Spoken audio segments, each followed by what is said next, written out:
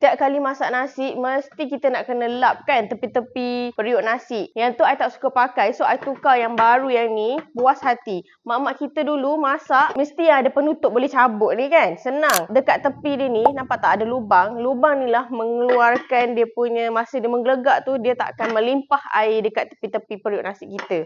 Lepas tu, satu periuk nasi ni boleh masak 5 pot. So far, I masak, tak ada lagi dia punya kerak nasi. Macam kalau I masak 1 pot, I mesti 1,5. Tapi kalau makan sekali dengan anak, I akan buat 1 pot sama dengan 1,5 lebih sikit air. So, nasi tu lembut je bila anak kita makan. Anak I makan laju tau. Kalau dia makan nasi, dia suka. Yang ni pun harga dia affordable. Cantik pun. Colour dia adalah coklat-coklat rose gold macam tu. Yang penting ada chop sirim. So, for me selamat. Rice cooker ni dia siap bagi dengan cup untuk masak nasi dan juga dia punya sendok nasi lah. Yang tu you akan dapat sekali. Cara nak masak dia senang. Tekan je dekat sini. Dah masak. Macam mak-mak kita punya dulu. Bila dia dah masak, dia akan naik sendirilah. So, dia akan jadi warm. So, kalau korang dah rimas dengan periuk nasi yang asyik meleleh jari dekat tepi-tepi pot tu, rimas, malas nak lap kan, beli yang ni.